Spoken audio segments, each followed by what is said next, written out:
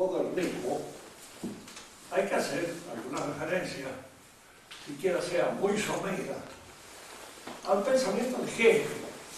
Porque es en el pensamiento de Hegel y posteriormente en Marx, en donde el modernismo se expone de una manera más completa y más cabal. Tanto que podemos decir que esa época postmoderna es un poco las conclusiones últimas de este pensamiento. Para que ustedes vean la dificultad que existe a veces en querer exponer el pensamiento de Hegel, le voy a leer 2 párrafos nada más de lo que dice Althusser con respecto a los que interpretan a Hegel. Althusser también es uno de los intérpretes de Hegel, ¿no?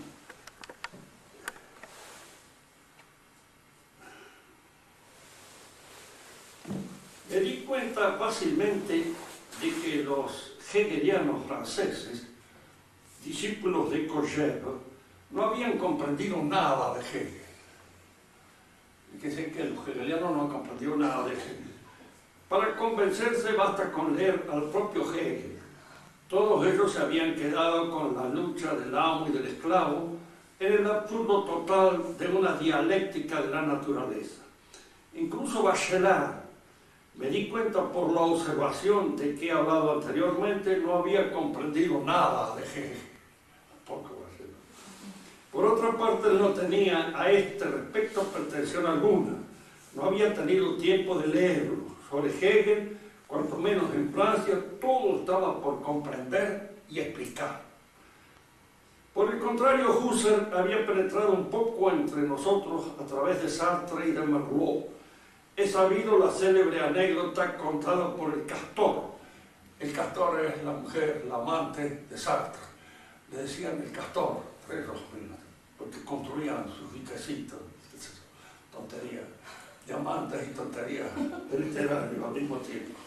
Raymond Aron, el gran amigo y compañero de Sartre, había pasado de 1928 a 1929 un año de estudioso en Berlín que le había instruido sobre el auge del nazismo, pero donde había digerido la pálida filosofía y las sociedades alemanas objetivistas de la historia. Aron vuelve a París y va a ver a Sartre y al Castor en su bistrot de guardia. Sartre está bebiendo un gran zumo de albaricoque con aroma. Por supuesto, Aron dirá que Sartre no ha entendido nada de Hegel. En este mismo libro, Althusser señala que Cogère, que es Kochevinov, creo que se llamaba, ruso, pero que en francés lo dejaron reducido a Cogère, simplemente, que es uno de los intérpretes más conocidos en Francia, que tampoco había entendido nada de Hegel. Yo quería comenzar con esto para que ustedes comprendan que yo no debo haber entendido nada de Hegel, como es lógico, puestos ciertos que son hegelianos y que de alguna manera representan el pensamiento hegeliano en Francia, donde las explicaciones son más claras que en cualquier otra parte, no han entendido a Hegel, que es lo que puedo haber entendido yo, que no soy hegeliano y que en cierto modo me importa bastante poco a mí de Hegel, el cual he leído, ¿sí?, algo, pero lo que voy a hacer es un esquema tratando de exponer algunos puntos principales de este pensamiento que está en el fundamento de todo el modernismo. En realidad, el modernismo es Hegel, transfigurado a través de todos aquellos intérpretes que, como dice Althusser, no han entendido nada, pero que probablemente hayan creído entender algo. Y en esta creencia de haber entendido algo es donde se juega muchos de los principios tan anfibológicos, tan oscuros, de este pensamiento que ha penetrado en la Iglesia a través de unos cuantos teólogos y a través también del Papa actual, que es en alguna medida dependiente en filosofía del pensamiento modernista. Lo que yo les pido es que ustedes traten de entender bien lo que vamos a decir acá. En primer lugar, pongámonos en una situación especial, abstracta, y creada artificialmente a los efectos de la explicación. El hombre, esto es por supuesto la interpretación de este pensamiento modernista. El hombre está frente a una realidad que se le opone, que lo contraría. Es la realidad la que despierta en el hombre su deseo de transformarla y en alguna manera convertirla en la casa del hombre. Estas palabras están en Hegel en francés, en chez soi. Vivir chez soi es vivir en su casa. Y para vivir en su casa, en el mundo, el hombre tiene indudablemente que transformarlo, que convertirlo en algo propio, humanizado, el hombre. Aquí nosotros tenemos entonces la primera diada dialéctica, de acuerdo con la cual, diríamos así, Hegel empieza su pensamiento, el desarrollo de su pensamiento. Acá está el hombre y acá está el mundo que lo rodea. Indudablemente el hombre no es un hombre aislado, no es un hombre solitario, es un hombre agrupado, en conjunto con otros. Esta primera contradicción, este hecho de que existe alrededor del hombre lo que no es el hombre, aquello que lo contradice, aquello que se le opone como una figura contraria a su propia humanidad, esto despierta el deseo de obrar sobre el universo, de obrar sobre el mundo para transformarlo, conocerlo y, en este sentido, de conocerlo y transformarlo, dominarlo. El deseo del hombre es entonces dominar el universo. Y aquí tenemos nosotros que el hombre es la afirmación. Esta es la terminología hegeliana. La afirmación y el mundo es la negación. Lo que Marx llamará la tesis y la antitesis. Porque Marx es un intérprete de Hegel. Y a mi criterio es un buen intérprete de Hegel y es el que lo permite, en alguna medida, entender algo de lo que Hegel ha querido decir. Porque el pensamiento de Marx en este sentido es mucho más claro, más preciso en su exposición que el pensamiento de Hegel. El mundo es la antitesis del hombre, lo que se le opone. Y aquí nosotros nos encontramos frente a la primera diada dialéctica. La tesis es el hombre y la antitesis el mundo, el no hombre, lo otro que el hombre, lo que se le opone al hombre. Fíjese que Hegel insiste que en esta antitesis lo esencial, lo fundamental, es el conocimiento que el hombre tiene del mundo. Marx, corrigiéndolo, poniéndolo, como él dice, con los pies para abajo y la cabeza para arriba, dice que no, que lo esencial, lo primero, lo que en alguna medida constituye lo propio del hombre, no es tanto el conocimiento como la acción, la actuación sobre el universo. Y que el conocimiento es, en alguna medida, un resultado de esa actuación. No vamos a seguir en esta crítica, vamos a entrar, en primer lugar, en lo que el mismo Hegel propone. Es decir, lo primero es conocer el universo. Y yo creo que en ese sentido tiene razón Hegel, su filosofía. Es decir, no hay posibilidad de acción ninguna sin un conocimiento previo sobre el universo. La acción o el trabajo sobre el universo se destaca cuando uno ha comprendido qué es lo que se puede hacer. Y para comprender qué es lo que se puede hacer, debo entender eso que me rodea. Supónganse ustedes que nos encontramos con los primeros hombres, con el primer grupo humano, frente a un desierto. En ese desierto hay algunas cosas que permiten la acción del hombre. Hay tierra, hay agua. El hombre conoce entonces el valor de la tierra, el valor que tiene el agua para hacer brotar de la tierra aquellas cosas que él necesita, y esto es un conocimiento previo a su acción transformadora sobre el mundo. Y esta acción transformadora del hombre sobre el universo va creando la síntesis. Es decir, lo que Hegel llama la negación de la negación. Primero hay una negación, el hombre es una afirmación, y entonces el conocimiento que el hombre tiene sobre el universo o sobre el mundo es la síntesis de esa actuación. Fíjense que acá es curioso advertir.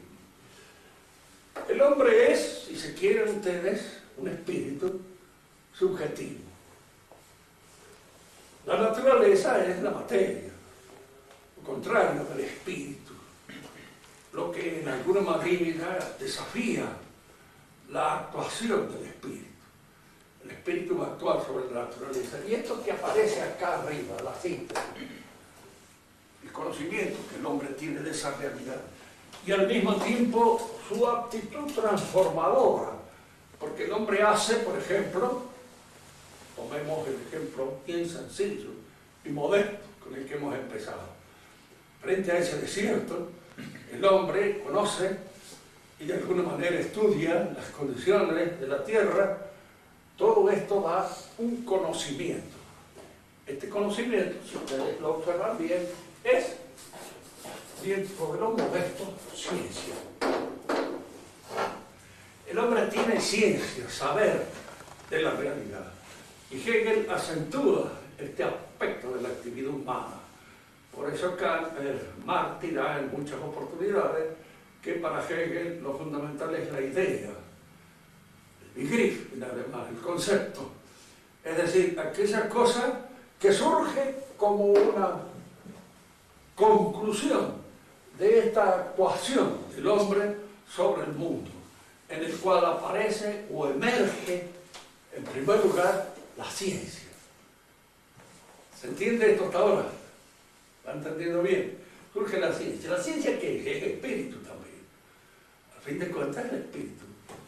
Y es espíritu que nace de este contacto dialéctico del hombre con la realidad.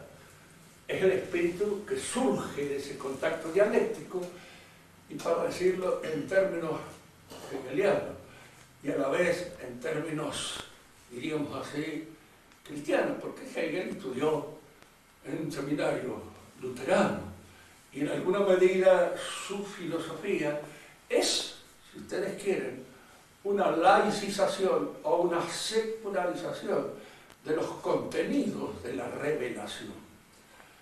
Por eso él dice que todo en el universo es revelación. Porque ¿qué es lo que se revela? Lo que surge inmediatamente de este contacto dialéctico del hombre con la realidad. Surge la ciencia. Y la ciencia es espíritu objetivo u espíritu revelado. ¿Se entiende esto?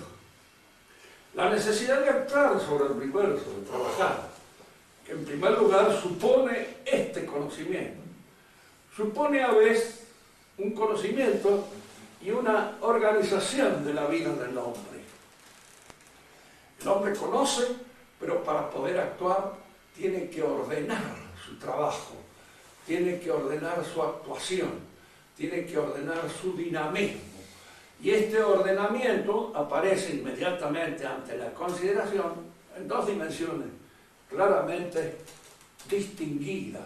Una dimensión personal: yo debo ordenarme, debo vencer la pereza, debo vencer el miedo, debo vencer, diríamos, cualquier otra de las pasiones que puedan impedir mi actuación sobre el universo.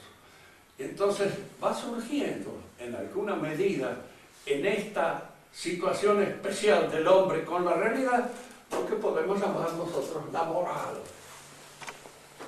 Porque la moral es, de alguna manera, diríamos, este ordenamiento de la vida del hombre para poder obrar sobre el universo, para poder actuar sobre él.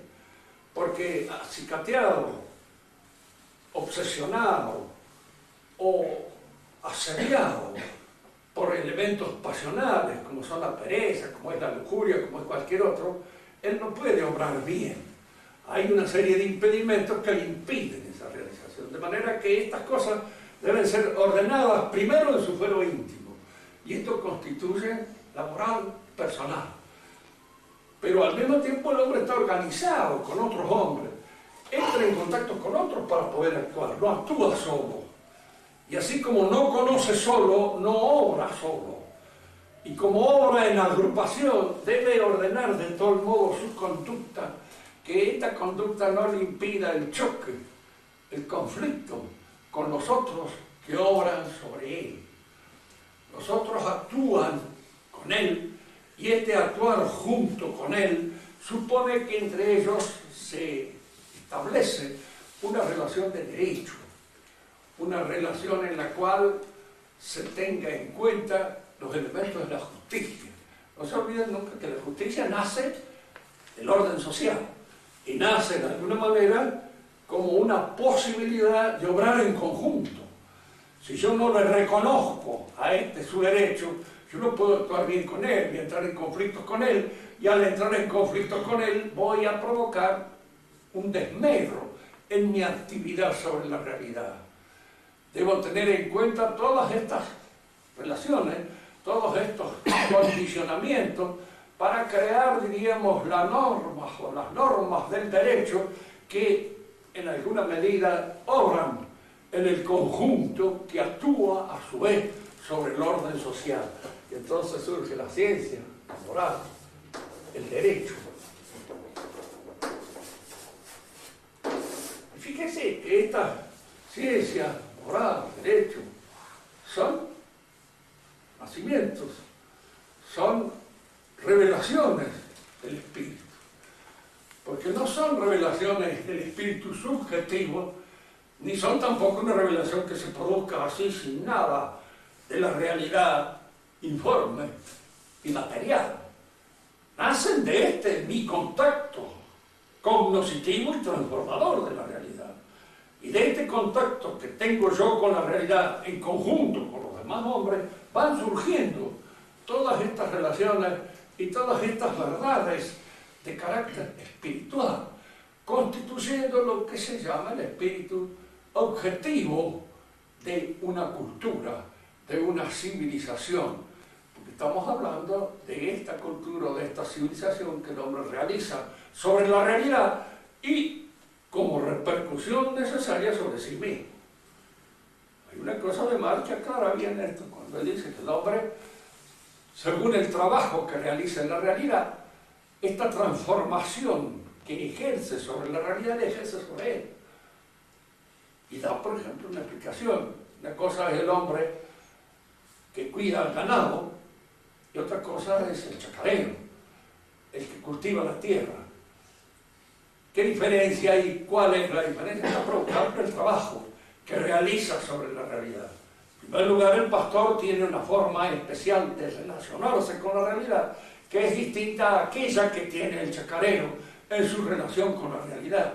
De manera que este contacto dialéctico con la realidad, dialéctico porque hay aquí un conocimiento y al mismo tiempo una acción que es provocada por el conocimiento.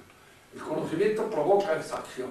Entonces, de este contacto transformador sobre la realidad van surgiendo todos estos elementos constitutivos del espíritu objetivo. No solamente hay esto, porque el hombre al actuar sobre la realidad, al transformar la realidad, crea también la técnica, la economía, el arte y la política.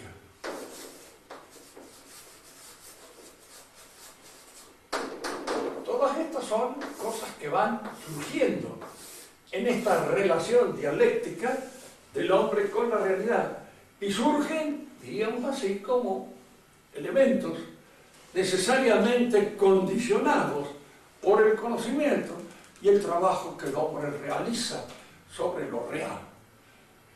Fijémonos que acá en esto Hegel no habla todavía de la religión. Cuando él habla de la religión, va a hablar de la religión un poco teniéndola como una figura semejante a la del arte.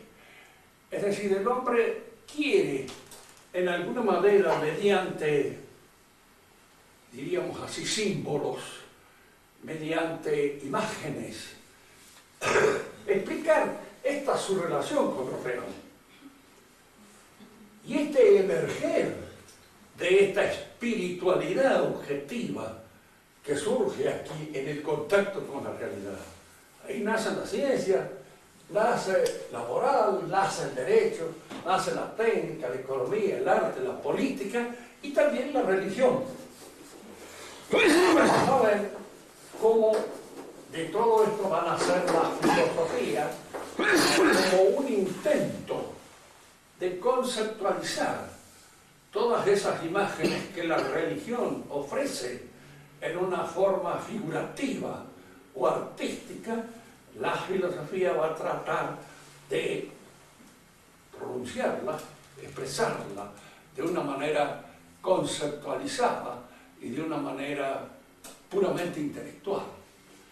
Así, por ejemplo, diríamos que en esta relación del hombre con lo real se establece así: el hombre es el padre de lo real, y lo real es, de alguna manera, el hijo del hombre, aquello que, en cierto modo, se le opone.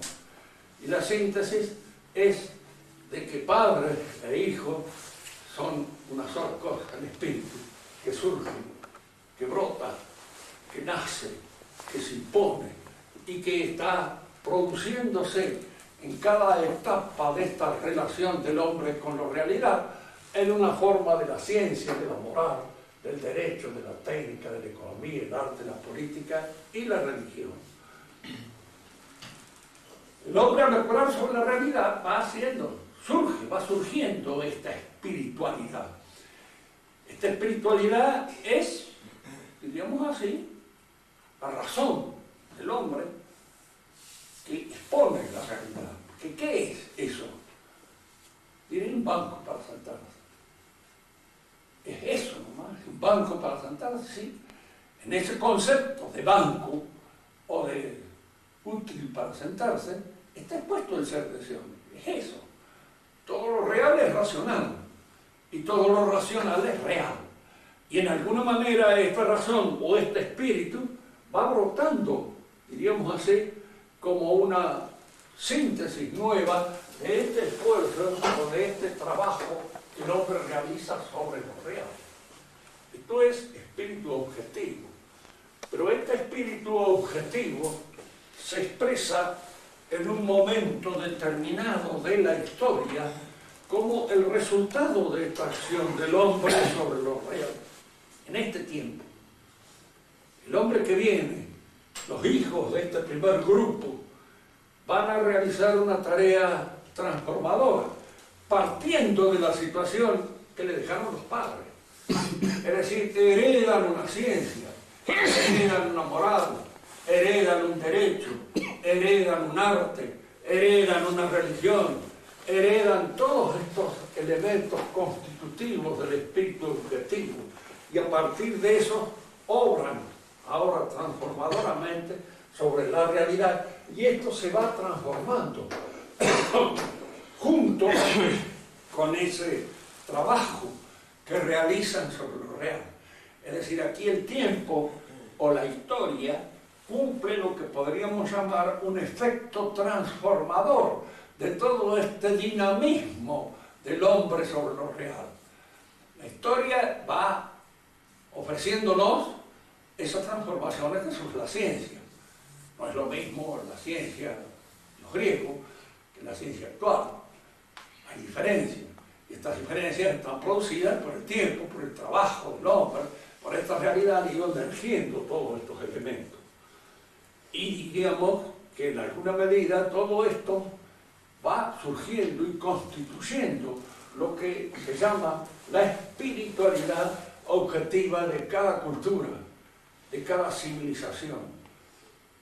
Si uno le preguntara, ¿y qué es Dios para Hegel? Y él dirá, es lo que emerge aquí. Es lo que emerge como síntesis.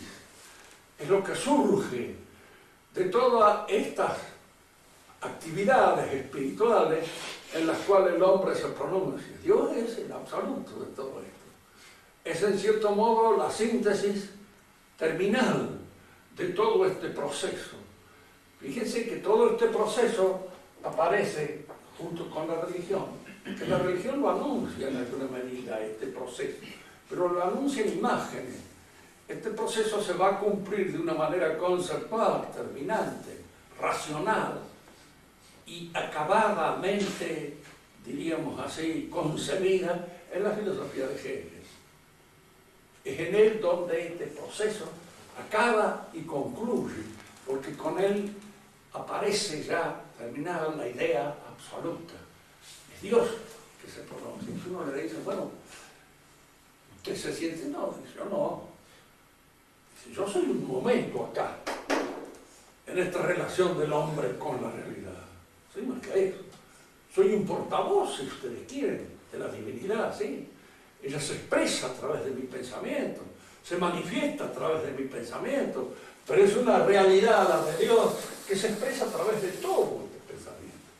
Fíjense que acá este inmanentismo hegeliano no es un inmanentismo subjetivista como era en el caso de Kant. Es un inmanentismo objetivo. Es como si toda la realidad fuera, en alguna medida, la lógica misma de Dios manifestándose a través del pensamiento de Hegel.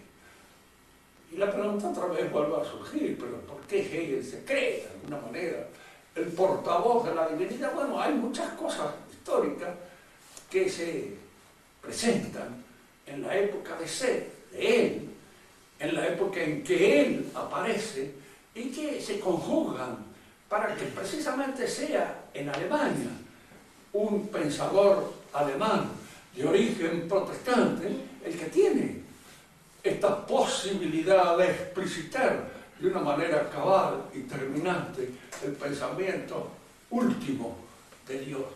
Es decir, expresar esta idea del universo tal como se manifiesta y se revela a través del pensamiento de Hegel. Esta es la revelación acabada o la revelación completa. Fíjense que acá hay algunas cosas que después Marx va a criticar, y con justa razón, ¿no? En primer lugar, acá, toda esta concepción del universo que nos expone Hegel en su pensamiento, está dada en el pensamiento de Hegel, de un profesor, de un hombre que tiene como oficio la especulación. Marx va a acentuar el aspecto del trabajo sobre el aspecto del pensamiento. Y en vez de decir que lo determinante es el conocimiento, que se manifiesta en la ciencia, la moral, el derecho, él dirá que lo determinante es el trabajo de las manos del hombre. Y que en cierto modo, diríamos así, el pensador genial, el pensador que nos ofrece la situación determinada de la autoconciencia, no es el profesor de filosofía, sino que es el conductor político, porque es el conductor político el que, en alguna medida, tiene el conocimiento de lo que hay que hacer, de lo que se debe transformar. Hegel lo dijo en alguna oportunidad también anticipando este pensamiento. Cuando él se encuentra en las afueras de Jena con Napoleón Bonaparte, y él entonces dice, en este momento, dice él, lo dice con bastante modestia, pero está así escrito de alguna manera, dice, en este momento, dice el hombre, el espíritu acabado, el espíritu objetivo del universo, se encuentra con el hombre que lo piensa el universo. Este encuentro significa la unión de estas dos fuerzas. En el marxismo, diríamos que el hombre genial, el hombre que expresa la situación acabada y total del momento es Napoleón, no Hegel, porque Napoleón es el conductor genial y el que está conduciendo la historia en el sentido de esta renovación total del universo. Hasta ahora, decía Marx, el universo ha sido pensado. Desde hoy en adelante hay que transformarlo, hay que cambiarlo, hay que humanizarlo. Y aquel que lo transforme y lo humanice es el hacedor genial. Es decir, es a la vez filósofo y conductor político, porque la filosofía ahora se ha convertido de hecho en acción. Aquí conviene aclarar dos o tres conceptos. Hay una filosofía de la acción, cito a Maurice Blondel, que es el que ha hablado de la filosofía. Pero en Marx la filosofía no es una filosofía de la acción, es la acción misma política como filosofía, porque es el hacedor, el que tiene el conocimiento de aquello que debe ser transformado. Por esto no nos alarma mucho, ni consideramos una cosa tirada de los cabellos, el hecho de que siempre el conductor genial, Stalin, Lenin, en un momento determinado hasta Trotsky, pueden haber sido los filósofos y los que en cierto modo guiaban la acción de la historia, los que la dirigían y los que en alguna medida, diríamos así, eran los que tenían en sus manos la clave del pensamiento, diríamos, que elaboraba sobre el mundo. Estas son las dos cosas que en alguna manera indican el modernismo. Ahora acá, esto es lo que nos es. Cuando esto entra en la iglesia, entra indudablemente no de una manera total. Los sacerdotes teólogos que están impregnados de esta mentalidad, al mismo tiempo tienen sus ojos puestos sobre la clientela que somos nosotros. Y la clientela que somos nosotros, en fin, siempre estamos un poco alerta con respecto a estas innovaciones. Es decir, que las innovaciones no sean de tal modo que choquen de una manera completa y cabal nuestra fe. Hay que presentarlas de una manera que no la choquen, porque si la presentamos de una manera totalmente chocante, nos colocamos fuera, abiertamente. Nos hemos colocado fuera de la fe a través del modernismo, pero lo hacemos de una manera encubierta, de una manera solapada, de una manera que el sonsaje no se dé cuenta, que la gilada en alguna manera siga creyendo que está en la misma iglesia que estaban sus abuelitos o que estaban sus tatarabuelos, y no lo están más, están en otra. Pero para esto hay que dárselo condimentado, hay que darle el aceite castor con un poco, diríamos así, de azúcar y un poco envolverlo en toda esta melopea que lo haga tragable y lo haga digerible. Y entonces eso es lo que hace a veces que la mayor parte de estos contextos en donde el modernismo expone sus pensamientos sean para nosotros tan difíciles de entender. Fíjense, esto es un poco para poner un poco de optimismo en este sentido, ¿no? La gente no se va a hacer modernista. ¿Por qué? Porque el modernista es un intelectual, siempre, inevitablemente. El hombre común, el hombre en la calle no va a entender jamás el modernismo, no lo va a entender. Lo que sí va a haber una serie de cambios, una serie de transformaciones en todas aquellas manifestaciones comunes, cotidianas de la fe, que vayan, diríamos así, provocando esta transformación, pero de una manera, diríamos, suave, de una manera que el hombre común no lo advierta, porque en el momento en que lo advierte, él, claro, encuentra el rechazo. Si yo les digo, mire, ¿qué es Jesucristo? Cierto modo, para Hegel, Jesucristo es el primer hombre que entiende que Dios es el hombre. Que el hombre es el Hijo de Dios. Y al ser el Hijo de Dios, somos todos los hombres. Por supuesto, Hegel no cree que esto sea se haya dado anecdóticamente en un personaje que nació allá en Galilea, en una época determinada de la historia. No, Jesucristo es un símbolo, y es el símbolo de toda la humanidad. Es el hombre que advierte su filiación divina, el hombre que sabe que Dios se manifiesta en la historia a través de él, de su trabajo, de su acción sobre la realidad, de su acción sobre sí mismo, de la creación de la ciencia, de la moral, del derecho, de la técnica, la economía, el arte, la política, la religión y la filosofía. Jesucristo es el primero, en cierto modo, si ha existido este rabí de Galilea que se da cuenta de esto. Y el primero que lo manifiesta, de manera que Dios no es algo trascendente al hombre, no es una realidad que no dependa de nosotros. Es una realidad que su manifestación depende de nosotros, porque Él es a través de nosotros cómo se expresa, cómo se manifiesta, cómo alcanza el conocimiento de sí mismo. Este conocimiento de sí mismo que se expresará en la filosofía de Hegel, porque es allí donde la idea absoluta se da. Marx se dio cuenta de esto. El Dios de Hegel tiene un pequeño inconveniente, no existe, porque independientemente de nosotros no existe. Entonces llega a esta conclusión que me parece perfecta, lógica. ¿Para qué hablar de una cosa que no existe? Y tener en cuenta algo que no existe. Y llenarnos de todo este saumerio, así, diríamos, en cierto modo encendido a la figura de algo que no es. De algo que para ser se tiene que manifestar en nosotros. Y si no se manifiesta en nosotros no es nada. ¿Y en nosotros qué es?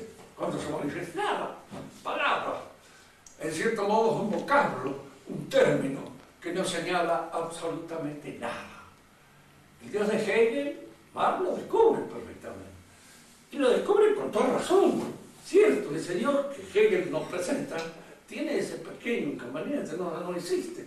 Independientemente de nosotros no existe, y si no existe independientemente de nosotros, algo que se revela, algo que se manifiesta así, en la imaginación.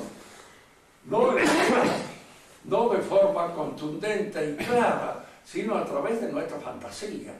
Entonces es como si no existiera. Fíjense que cuando el modernismo entra, indudablemente en la Iglesia, todas las cosas de la fe empiezan a ser modificadas. Si ustedes leen, yo no se los recomiendo, pero por ahí algunos que tienen la intención de leerlo, los contextos en los cuales el Papa se pronuncia, pues léanlo alguna vez, ustedes se van a dar cuenta de esto. Cuando Él nos acusa a nosotros de estar de alguna manera dependientes de una tradición fijada, inmóvil, que no se mueve, la tradición es movimiento, la tradición es dinamismo, la tradición es viva. ¿Por qué? Porque es esto. Es esto que en cierto modo se manifiesta en todo el mundo.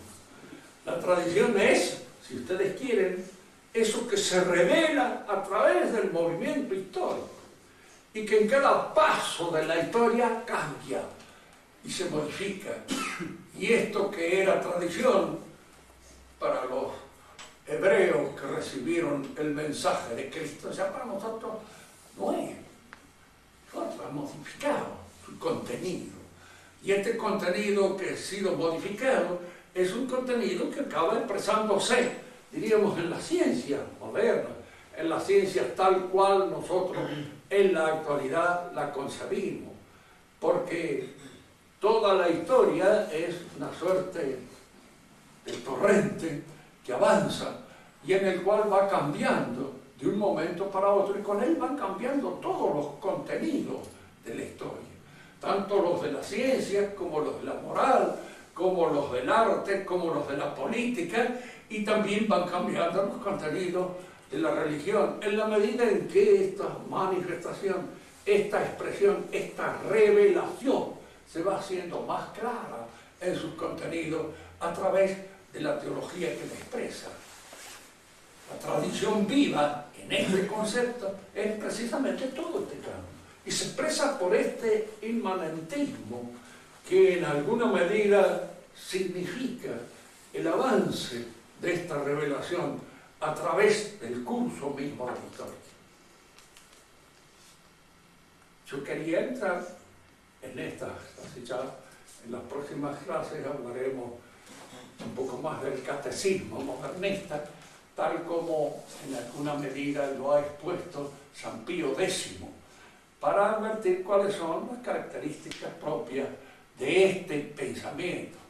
Pero lo que constituye el fondo es esto.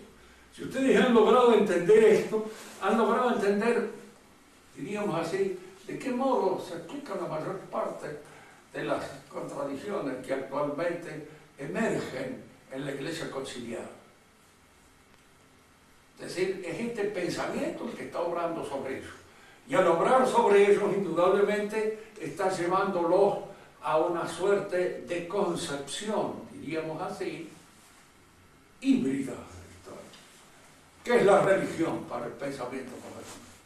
Es un sentimiento, es algo que se manifiesta en nuestra interioridad, en relación con ese absoluto, que se expresa a través de todas las actividades espirituales.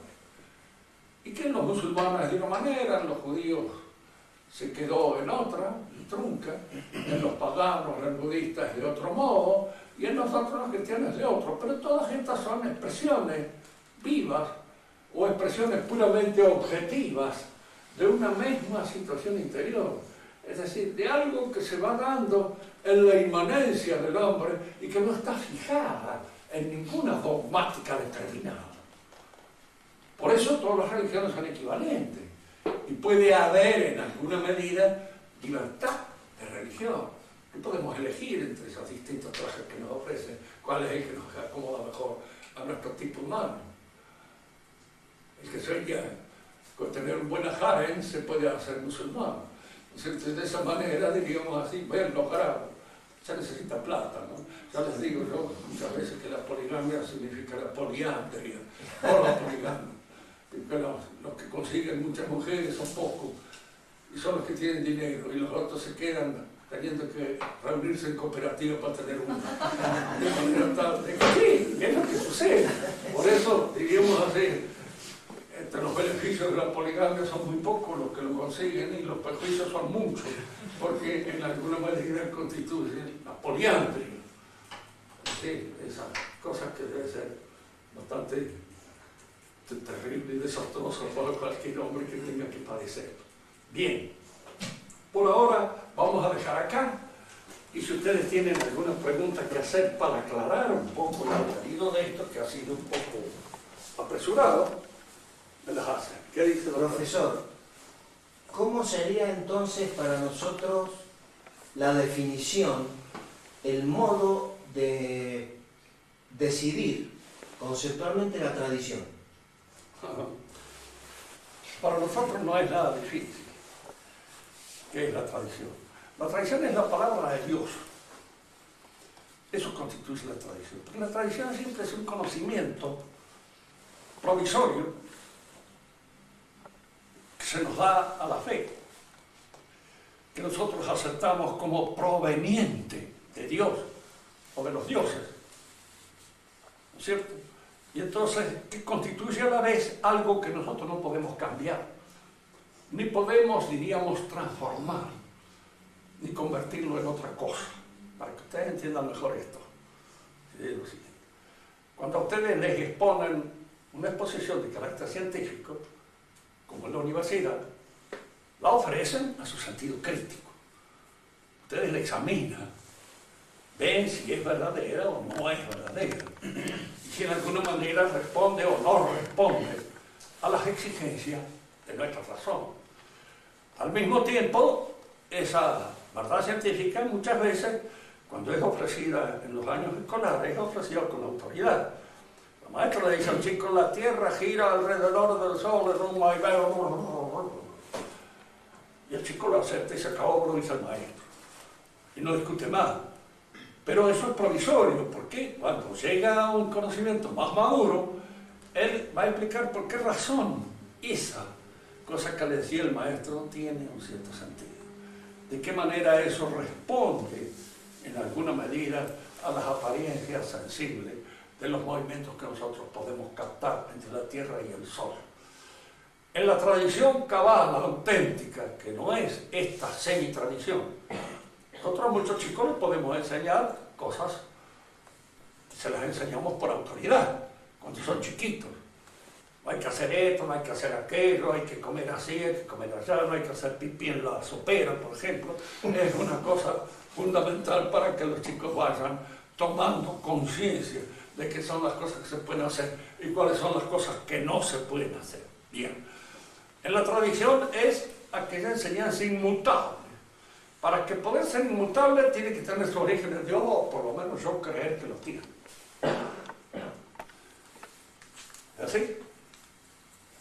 Creo en un solo Dios, uno y omnipotente, creador del cielo y de la tierra. Esas son verdades de tradición, verdades inmutables, siempre, para siempre, porque constituyen la tradición fija de los dogmas de fe. Y en eso para nosotros es la verdadera tradición. Es decir, algunos creen que la tradición, nosotros, yo estaba diciendo ahora, libro de un español muy tradicionalista, lo veo,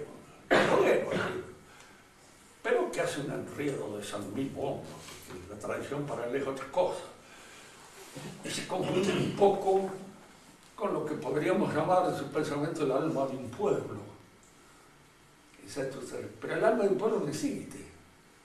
Existe el alma suya, el alma mía, el alma de cada uno de ellos. La del pueblo no. Entonces es concederle a la tradición una entidad espiritual que no tiene. No es eso.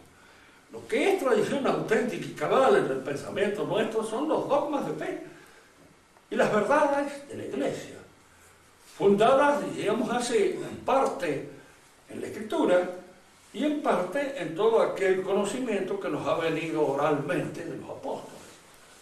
Porque muchas cosas dijo Dios que no aparecen en este libro, dice el Evangelio. Y al mismo tiempo uno le preguntaría a Lutero, bueno, muy bien, si la Escritura es la verdadera fuente de la tradición, ¿dónde ha leído usted eso? La Escritura no está. ¿Y dónde ha leído, en cierto modo, que esta que está allí, que tiene usted, es la Escritura verdadera? ¿Y dónde saca eso? De su iglesia. De la iglesia luterana, de la iglesia calvinista, de la iglesia católica. Usted lo saca de un grupo humano que se lo ha enseñado y que le ha dicho que esto es así, porque si no usted no lo sabría. De manera que lo sabe en alguna medida por tradición oral y no porque está escrito en ese libro. Y no por transformación. Y no por transformación, como dirían ellos. Claro, lo que se transforma, hay una cosa que ahí es cierto en lo que a veces dicen en los documentos papales, hay cosas que son ciertas y honestas, que a veces el conocimiento de los misterios o de los dogmas progresa en el pensamiento de los cristianos. Es decir, no es que progrese de una manera indefinida y fatal, pero hay hombres que lo estudian y en ellos logran penetrar más hondamente que otros en ese mismo pensamiento. Y logran hacer del misterio, diríamos así, una cosa vivida de una manera más intensa por ellos que por otros. Yo no sé lo que sabía Santo Tomás, pero creo que sabía mucho más que yo acerca de todos estos misterios y de alguna manera habría penetrado en ellos con más hondura y con más profundidad. Ese es un hecho. Ahora, que eso se vaya produciendo siempre inevitablemente, no. No, porque si usted no estudia no se produce nada. La medicina progresa si en cierto modo se va heredando el esfuerzo de una generación a otra. Y si no, se terminó. No hay más. Basta que haya un eslabón de estúpidos en la cadena para que la tradición esa se termine, se acabe. Y un eslabón de estúpidos no es muy difícil conseguir, siempre hay, en cantidad suficiente. ¿Alguna otra pregunta?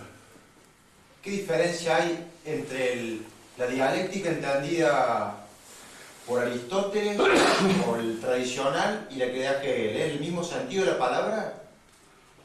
No, no de esto, sí y no. Porque nuevamente Hegel se inspira muchas veces en Aristóteles. Pero cuando Aristóteles habla de dialéctica, se está refiriendo a un movimiento, a un dinamismo que afecta el discurso humano. Tomemos un ejemplo que lo van a entender mejor. En este pensamiento, uno parte siempre de la negación. La realidad es la negación del hombre y el hombre descubre su propia constitución como oposición a aquello que se le opone, que lo contradice. Y las negaciones, Marx no lo dice mal, porque dentro de la guiada de Marx, Engels, el que generalmente se encarga de decir las tonterías es Engels. Marx se cuida un poco de se la deja a su amigo y coadjutor caer. Hay una cosa que dice, por ejemplo, Engels dice, sí, hay cosas, en realidad, como la nada no existe. ¿Qué es la nada? Es una posición del espíritu para indicar que allí no está esto ni aquello ni lo demás. O sea, no se da la nada. Una negación no existe. Una negación es una posición del espíritu humano. Por eso la dialéctica en Aristóteles es una dialéctica que habla pura y exclusivamente del dinamismo de nuestra inteligencia. Pero Hegel la convierte en un dinamismo que abarca todo el orden real. Y convierte en realidades las negaciones. Porque tiene que partir de la negación. ¿Cierto? ¿Por qué para Marx es el proletariado el que se va a encargar de traernos la síntesis nueva en esta nueva sociedad que va a venir? Porque es la negación de la humanidad. Porque en él se da lo negativo del humano. Porque es el hombre negado. Es el hombre que ha sido, diríamos así, despojado de su humanidad. Y al ser despojado de su humanidad es el que está ahora en condiciones de... Esos son pasos dialécticos que se transforman en la realidad. Hay una confusión de lo óntico con lo lógico. Y fíjese que no es difícil a veces confundir lo óntico, real, con lo lógico, con lo que es propio de la cabeza. Como es fácil confundir el ente real con un ente de razón, un ente matemático. ¿Cuántos de nosotros estamos todos los días cansados de oír decir por ahí? El pueblo piensa que esto, el pueblo piensa un pito. Pensamos en nosotros. Cada uno de nosotros, ¿qué piensa él? ¿Qué piensa el otro? ¿Qué piensa qué? El pueblo no, porque no hay una inteligencia del pueblo. Hay la inteligencia individual de cada uno de nosotros. La voluntad del pueblo se expresó, tal. Y nosotros sabemos que una elección se amaña más o menos y se hace que el sonsaje vote tal o cual cosa y que se nos va la vota. Y de ahí sacamos que el pueblo tiene voluntad. No tiene voluntad, como no tiene inteligencia. No porque sea el pueblo, sino porque los que tenemos voluntad somos cada uno de nosotros, que somos los constituyentes, en cierto modo, del pueblo. Pero estas gentes de razón se convierten de repente en entidades fantasmales y que ocupan un lugar a veces demasiado absurdo en el pensamiento humano. Luis XVI estaba condenado por la historia. No, fulano, mecano, sultano, y está perfectamente determinado quiénes lo condenaron. La historia no intervino para nada. Porque la historia es una entidad puramente de razón, no condena a nadie. El historiador sí puede a veces condenar a este, condenar al otro. Dante metía en el infierno a cuántos tipos no le gustaba. ¿Don Rubén? ¿Don Rubén? La crítica de Kierkegaard. ¿Cómo? La crítica de Kierkegaard al sistema de Hegel, Sí. ¿pasa por ahí? Sí, sí. Bueno, la crítica que le hace Kierkegaard a él es esto. Si yo soy en el pensamiento de Hegel, ¿cierto? Porque hasta el fin de cuentas todo esto está envuelto y se manifiesta y se expresa en esta cosmología inmensa que Hegel aporta. Entonces cada uno de nosotros vivimos en este pensamiento, somos parte de este pensamiento. Y él dice, pues yo no tengo conciencia de ser parte del pensamiento de Hegel. Yo no soy como un paraguas que Hegel ha dejado colgado, diríamos así, en el perchero, y ahora yo necesito vivir con mi existencia, en parte. Soy un hombre que existe. Y el hombre que existe por mi cuenta tiene, en alguna medida, una autonomía que esta forma de concebir la realidad me la quitaría completamente. No sería nada más que un elemento más dentro de esta cosmogénesis hegeliana. Él, diríamos, tomaba fuerza por el retorno a una autenticidad del pensamiento autónomo particular. Es decir, distinguir bien. Yo puedo conocer muy bien a una persona. Lo puedo conocer al doctor Di-Bari, pero el doctor Di-Bari no está en mi conocimiento. Mi conocimiento no es el doctor Di-Bari. Él es una cosa y mi conocimiento es otra. Entonces, hay allí una realidad existencial que escapa a la conceptualización, que es el individuo como tal. Y ese individuo como tal es, diríamos así, una entidad autónoma que tiene su naturaleza y a la cual hay que concederle su dignidad y que no entra en ninguna concepción sistemática de ningún sistema humano. ¿Puedo ser algo en el pensamiento de Dios? Sí. Me doy cuenta que sí, que también. ¿Qué soy en el pensamiento de Dios? Eso no lo sé. El mismo Kierkegaard tampoco lo sabía. No sabemos ninguno de nosotros. Diríamos, Dios no puede hacer una nota inútil en su poema del universo. Algo ha querido decir conmigo. ¿Qué es lo que ha querido decir? Yo no lo sé. Va a ser que alguna vez lo averigüe, pero va a ser en el otro mundo, aquí en este, muy difícil que pueda entenderlo. Que lo sabía nuestro Señor, Él sabía, pero Él era Dios. Nosotros no lo sabemos.